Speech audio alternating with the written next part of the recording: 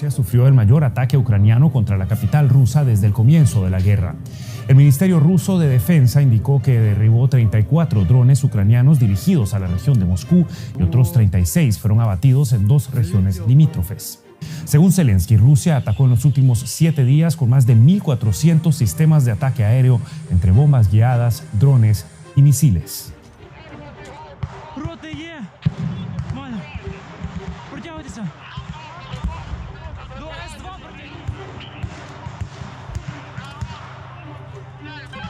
Група 7 в окопі, група Санти в окопі, я прийняв.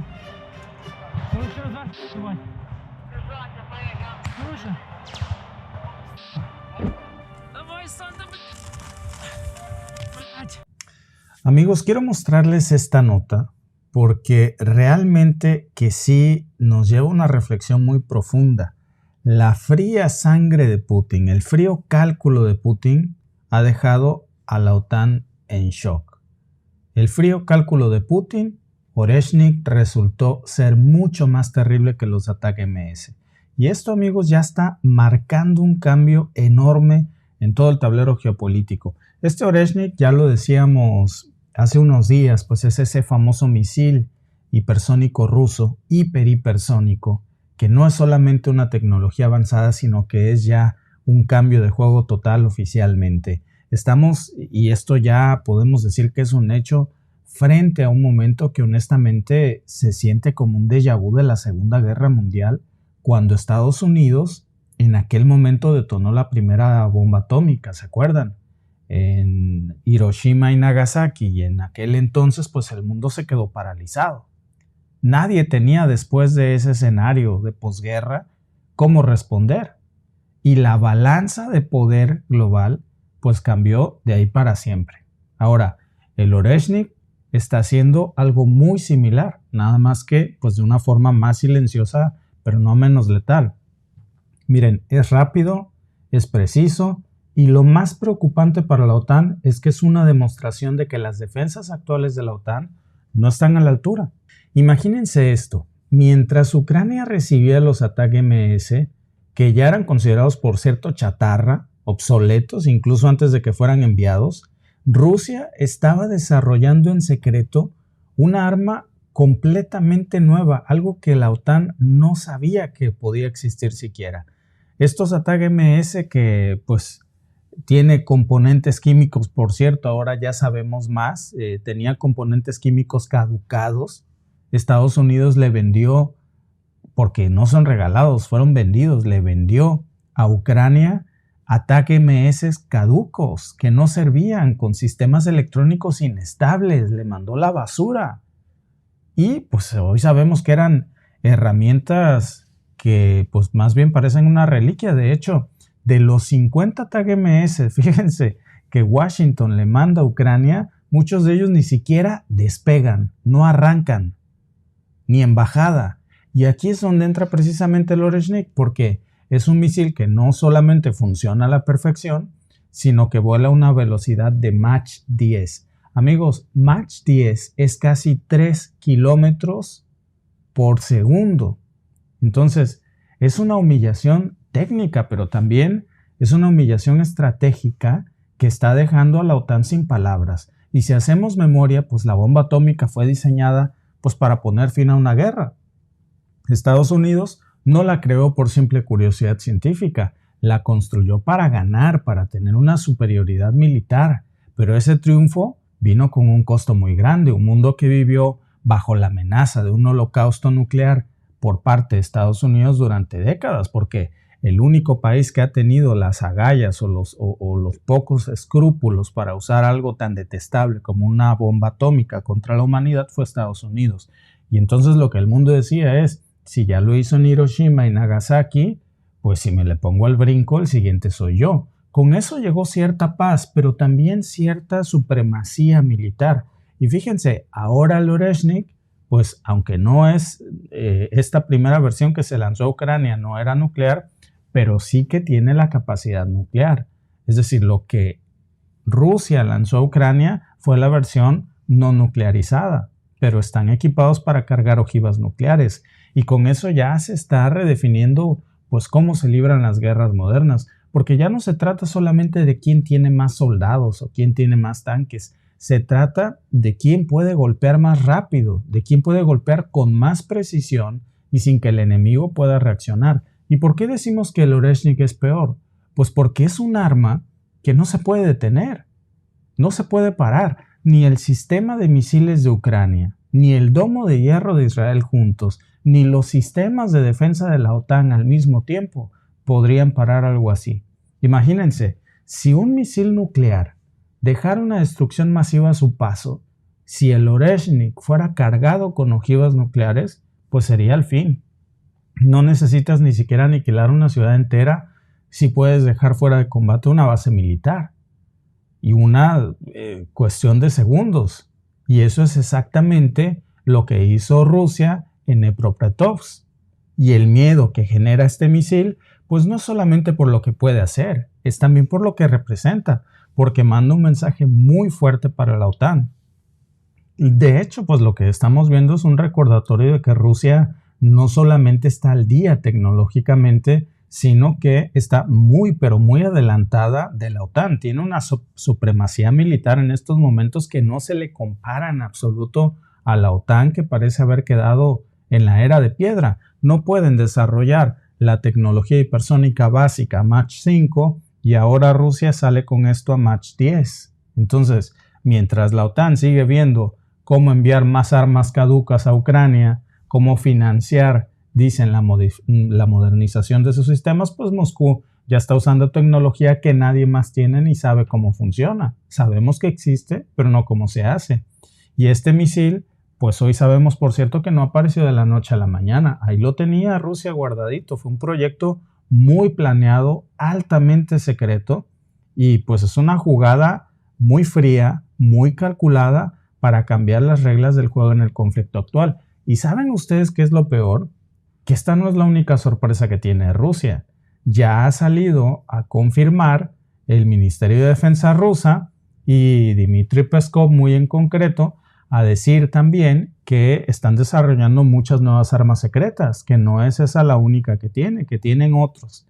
No sabemos si más letales, pero sí que tienen otros. Entonces, ya de entrada, si solamente estábamos hablando del Oreshnik, que es el equivalente a una, digamos, bomba atómica de esta nueva era, pues la diferencia es que ahora no hay tiempo para reaccionar. Ya no hay debates en el Consejo de Seguridad de la ONU que puedan detenerlo. Ya no hay alianzas que puedan equilibrar el tablero contra Rusia. Es decir, estamos viendo cómo una sola arma cambió todo el juego de poder global en segundos. Y eso es algo, pues, que debería de preocupar muchísimo a la OTAN, porque esto significa, primero, obviamente, que es el fin de Ucrania, pero segundo, que el tablero geopolítico ya es muy diferente de hace una semana. Ya vemos cómo el frente de Ucrania ha cambiado muchísimo, la situación pues es insostenible, luego hablaremos de eso, pero Rusia está avanzando en todos los frentes, en Seversk, en Torez, en Chasiv Yar, en Kupiansk, en Kurakovo, en Pokrovsk, o sea, ya las defensas rusas están avanzando por todos los frentes. Y las únicas áreas donde no hay grandes movimientos, de hecho, hasta ahorita es el norte de Zaporizhia. Pero eso no significa que no haya avances también ahí.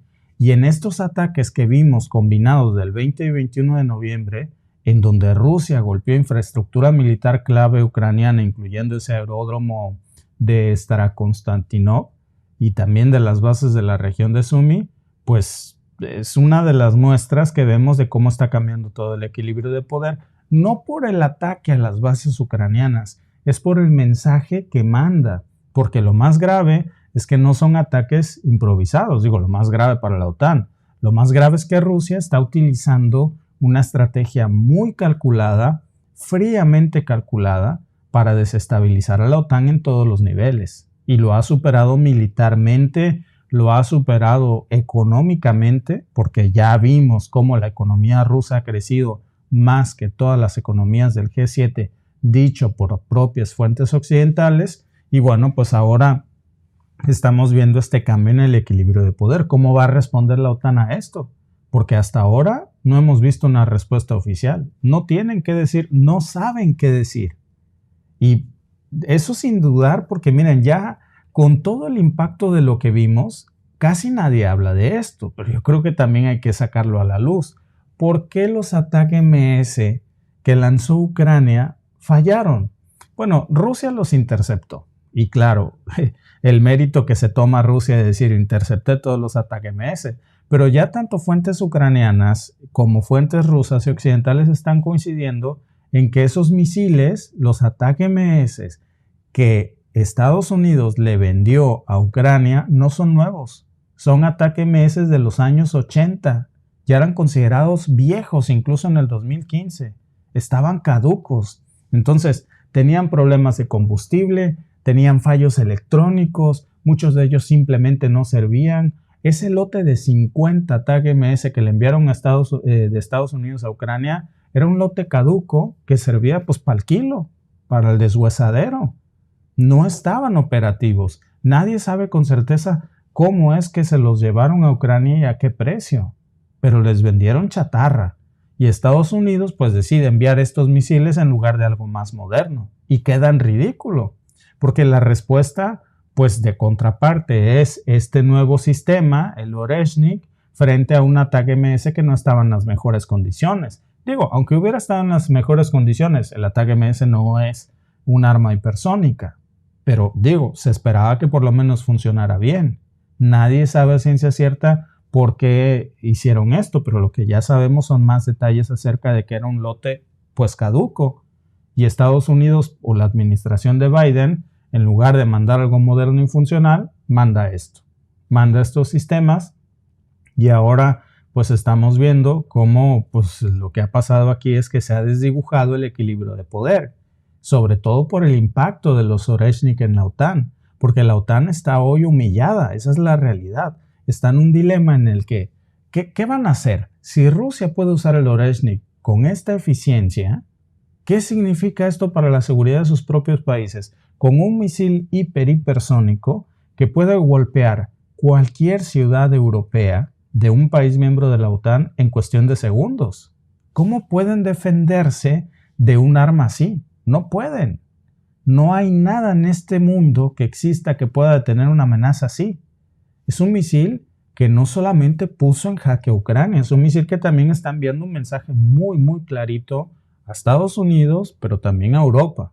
Y lo que les está diciendo es que sus defensas pues no son suficientes. Y que claro que hoy estamos viendo una carrera armamentista que está hoy muy claro el tablero quién la está ganando. No es, por cierto, como esa carrera armamentista cuando la bomba atómica que pues en su momento ganó Washington. Hoy parece que la partida está pues en un multiverso repitiéndose la historia, pero al revés. Ahora, miren, y antes de seguir en esta parte que a mí me parece importante, pero les recuerdo que ojalá que puedan votar en esta encuesta, lo que les voy a decir es interesante basado en esta pregunta. ¿Crees que el Oreshnik demuestra el fin de la supremacía militar de la OTAN o que todavía tiene posibilidades? Las opciones son sí, es el fin definitivo, no, la OTAN sigue fuerte o quizá, pero depende del próximo paso.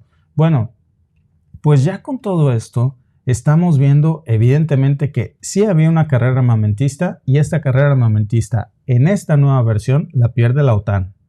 La pierde la OTAN porque el Oreshnik ya ha mostrado esta superioridad tecnológica que no existía en el mundo y que nadie sabía que estaba presente.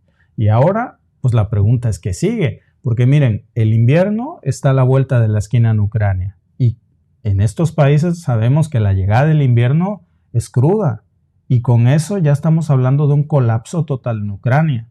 No es igual que los inviernos anteriores. Si Rusia decide cortar ya completamente la red eléctrica, ¿cómo va a resistir el régimen de Zelensky? ¿Qué va a pasar cuando la población civil comience lamentablemente a sentir el peso de estas acciones? Y más importante es cómo va a reaccionar la OTAN. Y nos queda claro que si Rusia no ha terminado de colapsar la poca red eléctrica que tiene Ucrania, ahora con el Oreshnik, pues es simplemente porque no ha querido, no porque no pueda. Y lo que ya estamos viendo que es claro es que estamos llegando a un punto en donde todo el equilibrio de poder global se redibuja y que el Oreshnik pues está demostrando que Rusia tiene las herramientas pues para ganar esta guerra. Y por cierto, lo está haciendo de una manera que la OTAN ni se vio venir, ni se imaginaba que existía. Imagínense, pensaba Biden que había puesto contra las cuerdas a Rusia con los ataques MS caduco, y ahora vemos esta nueva amenaza global en donde ningún otro país del mundo tiene armas así, pues la pregunta es qué va a hacer la OTAN para volver a recuperar su supremacía militar. A menos que tengan ahí guardado debajo del colchón un misil que viaje también a Mach 10 o a Mach 12, pues entonces podrían recuperar su superioridad militar.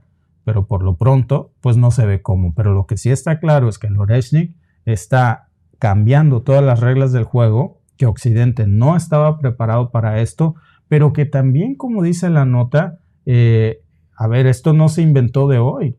Esto lo tenía ya Rusia. Y con sangre fría estaba guardando el momento para decir, mira lo que tengo. Y se saca el as bajo la manga. Un as que ya tenía, no lo inventó en una semana. Y como esta sorpresa, la pregunta es, ¿cuántas más tiene guardadas el Kremlin?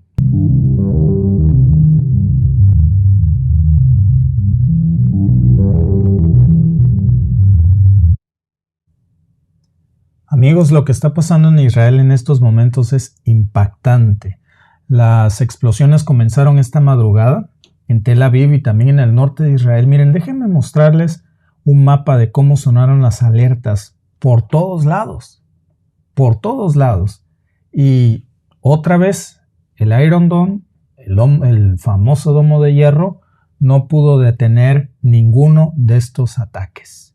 Son ataques que venían desde el Líbano, desde el sur, por supuesto de parte de Hezbollah, que lanzó una ofensiva que dejó en evidencia pues lo que Israel tanto teme admitir, pero que ya es una realidad, que sus defensas ya no son suficientes, que están colapsadas y que están rodeados por todos lados. Más de 130 cohetes y misiles que cayeron, miren, sobre Haifa, sobre la Galilea. Esto por decirles algunos de los puntos, pero ustedes están viendo ahí en el mapa todas las alertas que sonaron y bueno, pues fue un caos total, incluso en el corazón de Tel Aviv. Nada se escapó de estos ataques. La propia base de inteligencia Glilot, que es una base aérea que está precisamente en Palmachim, dos de los puntos más protegidos de Israel, pues también fueron atacados con precisión que no pudieron parar. Ya es el colmo, porque si atacan Gilot, que es una base de inteligencia israelí, si atacan Palmachim, pues entonces ya pueden atacar todo. Otra vez, hasta el propio Mossad está bajo ataque. Y no nada más es eso. Líbano también desplegó hace unos momentos drones en un ataque masivo que poco se ha visto, que dejó muy claro la capacidad tecnológica que ahora tienen, porque ya son drones con tecnología mucho más avanzada de lo que se pensaba. Son drones especializados en burlar las defensas israelíes.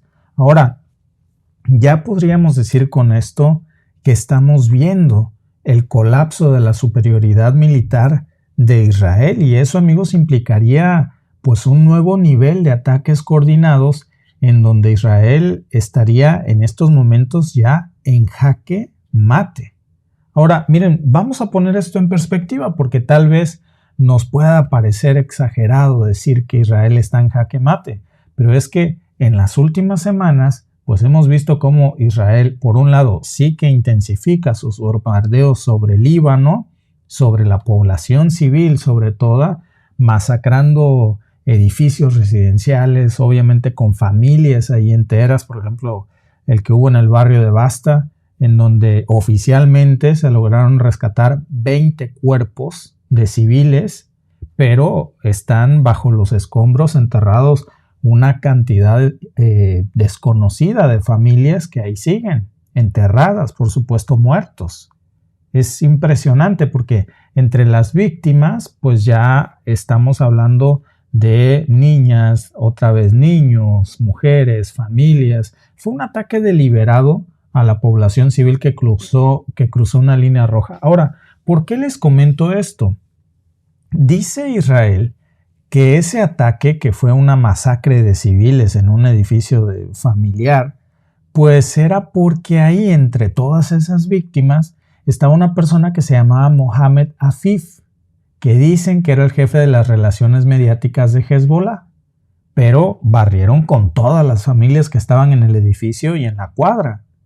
Bueno, pues en respuesta a esto, ahora el líder de Hezbollah, que se llama Naim Qassem, pues prometió que cualquier ataque a Beirut iba a ser respondido con fuego en Tel Aviv. Y ahora miren, pues ya lo estamos viendo, parece que no fue una amenaza vacía. De hecho, las imágenes que vieron ustedes al principio, pues son imágenes reales de los ataques de hace un momento, de lo que está pasando, que como lo vemos en el mapa, pues fueron por todos lados. Y es que, pues son imágenes que Israel no puede ya negar. Y los números no mienten. El alcance de la ofensiva, si hablamos de cifras, por ejemplo, desde la mañana de hoy, más de 200 cohetes y misiles fueron lanzados desde el Líbano hacia Israel. Lo que se reconoce por varios medios es que al menos 130 de esos ataques fueron efectivos. Las versiones árabes dicen que los 200 dieron en el blanco. Pero miren, aun cuando dijéramos que de 200 Israel solo logra parar 70 y los otros 130 no, pues es un número alarmante que los está poniendo en una situación, ya déjense humillante, peligrosa, porque las propias fuerzas de defensa de Israel, las FDI, pues dijeron que interceptaron una buena parte de los misiles, pero 70 misiles de 200 no me parece que sea un buen récord. La gran mayoría lograron impactar y el resultado pues que hoy vemos, como pudieron observar en el intro de este podcast, pues estamos viendo edificios derrumbados en Haifa, estamos viendo edificios derrumbados también en Arilla, en Petah Tikva, en el este de Tel Aviv. Al menos hasta ahora, a la fecha en la que estamos aquí transmitiendo, se están reconociendo solamente 10 personas heridas afortunadamente. Pero bueno, no hablamos de víctimas de masacres como la que vimos en Beirut hace unos días, pero es una cifra real que pues también impactan daños económicos, daños psicológicos y también no sabemos, porque Israel dice que hay 10 personas heridas, pero lamentablemente Israel oculta todas estas cifras. Es muy difícil, amigos, pensar, juzguen las imágenes que ustedes vieron en la introducción del video, si no pudo haber un solo muerto después de tantos bombazos. Muy difícil de creer, pero bueno, hasta este momento Israel no reconoce, repito, una sola baja, pero pues sí que hay un impacto que es simbólico, porque tan solo el ataque que hace Hezbollah a la base de inteligencia de Gilot, que es la sede de la unidad 8200, por cierto, que es imagínense, esa es la unidad que coordina las operaciones cibernéticas y de espionaje de todo Israel. Y no pudieron darse cuenta de que estaban bajo fuego. Y los espionajes, el centro de espionaje, los espías profesionales, pues salieron no solo espiados, sino atacados. Y fue un ataque que no solamente es un golpe físico, es un mensaje muy, muy claro, que dice que incluso las instalaciones más protegidas de Israel ahora son blanco libre de Hezbollah y no hay fuerza que los pare. Y eso que estamos hablando, amigos, de un ataque con drones y cohetes. Drones y cohetes, no estamos hablando de misiles. Imagínense si se lanza ahora un ataque con estos misiles balísticos hipersónicos que tiene tanto Irán como Hezbollah y que ya sabemos que también tiene Líbano. Líbano también tiene capacidad misilística y la está reservando. ¿Para qué la está reservando? Pues seguramente para un ataque coordinado. Ahora, este ataque, por cierto, pues no solamente un golpe físico para Israel. Repito, es un mensaje de que ya no hay un punto seguro para Israel, incluso hasta la propia base aérea de Palmachín, que también es donde están los sistemas de defensa del famoso escudo de hierro. Se supone que esta era la zona que tenía que proteger a Israel y es atacada. No se puede ni proteger esa misma zona de Palmachín.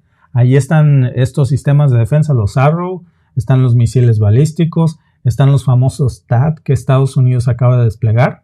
Pues barrieron también con eso. De esos 130 ataques, también hubo ataques coordinados a ese centro de Palmachín.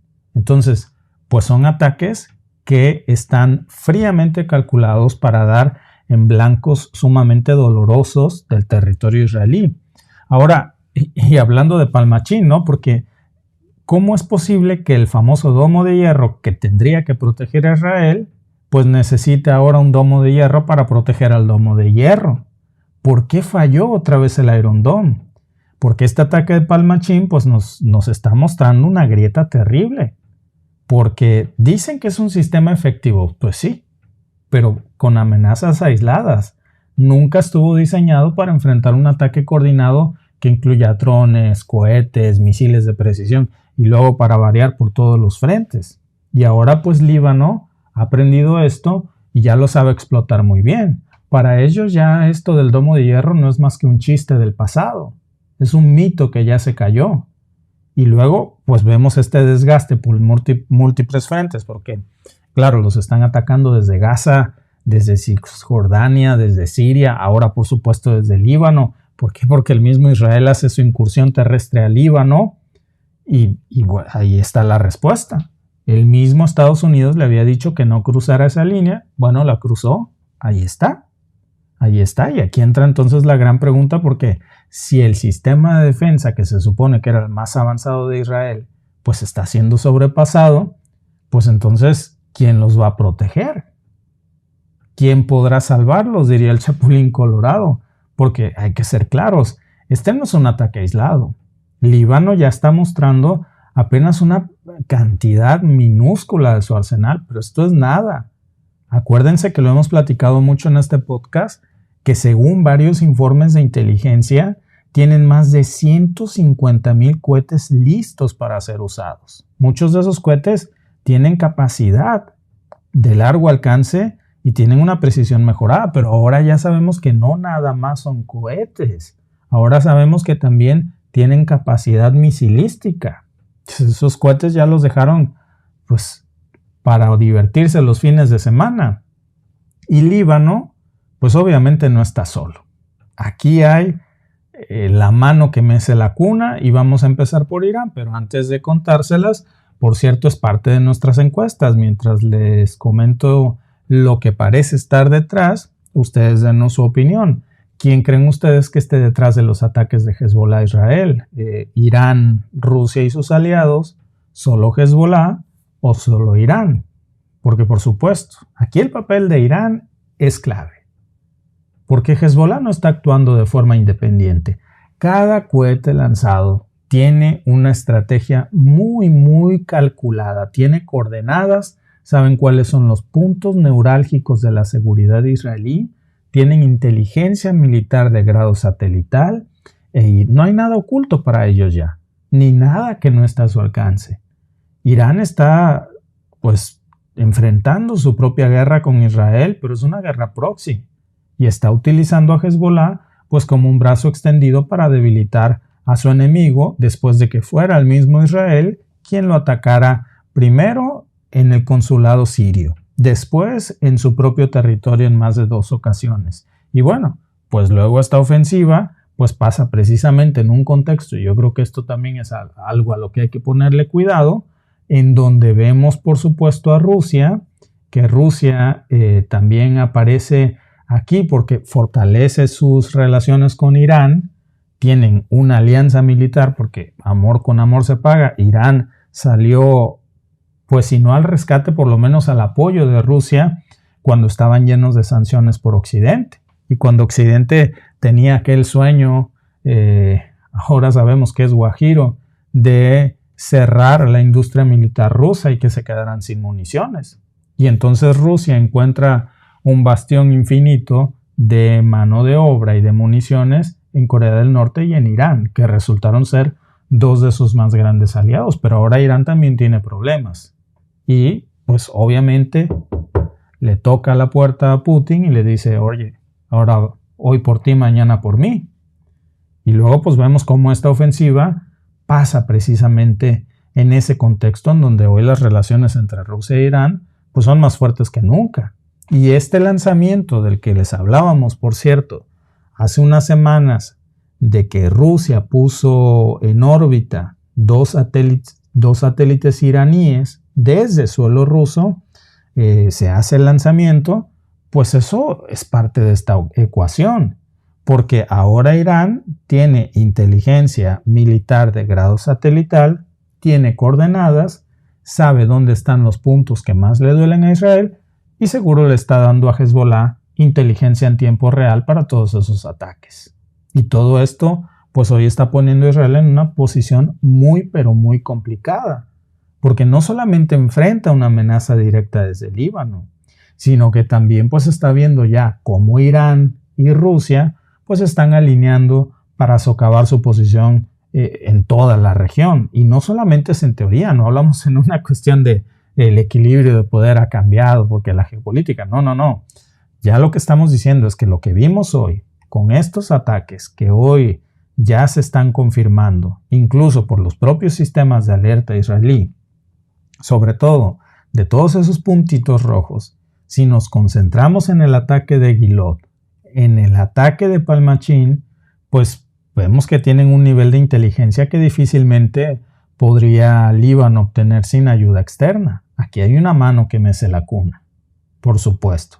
Así como los ataques ucranianos a puntos neurálgicos de Rusia tuvieron una mano que mece la cuna, porque Ucrania por sí solo no pudo hacer eso. Entonces, pasa algo muy similar en Líbano. Y la respuesta de Israel, pues como siempre, es con fuerza, con mucha fuerza, pero contra civiles, bombardeando edificios de civiles, bombardeando escuelas. Esta semana bombardeó también mezquitas, centros religiosos, mientras las personas acudían ahí a su servicio religioso, pues fueron bombardeados.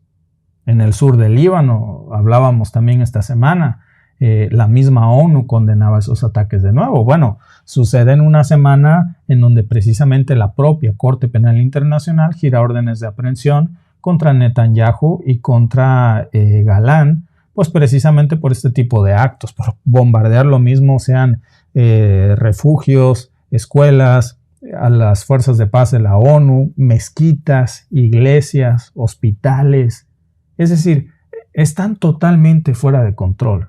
No son objetivos militares, son objetivos deliberadamente civiles. Y luego pues tienen esta crisis interna donde también la propia población israelí hoy está perdiendo toda la confianza en su gobierno y con justa razón y salen a las calles a protestar pidiendo la salida de Netanyahu. Decíamos el otro día que nos cortaron el en vivo como uno de sus propios ministros, uno de sus propios parlamentarios israelí, pues se para y pide la cabeza de Netanyahu en el parlamento y lo corren. ¿Por qué lo corren? Pues lo corren por decirle sus verdades a Netanyahu en un país en donde evidentemente hay cero libertad de expresión y en donde no los dejan ni siquiera en el propio parlamento reprocharle a su primer ministro para que rinda cuentas. Y esa es una enorme crisis interna que hoy tienen. Ya es insostenible a este punto. Y bueno, eso es al interior, pero también tiene implicaciones geopolíticas enormes. Ya lo vimos esta semana, pues con la Corte Penal Internacional. Es cierto que Israel tiene un respaldo, digamos, inquebrantable de Estados Unidos, pero hoy por hoy es lo único que le queda. Lo único. Solamente hay dos países, además de Israel, que hasta este momento han salido a darle un espaldarazo a Netanyahu y decir, si vienes aquí yo no te echo guante para meterte al bote, que es Alemania y que es el ministro Víctor Orbán. Pero de ahí en fuera, todos los demás miembros de la Unión Europea le han dicho, hoy Londres también se suma a eso de aquí ni vengas Netanyahu, porque donde te pares, te entregamos a la Corte Penal Internacional esposado. Italia, Francia, España ni se diga, por supuesto.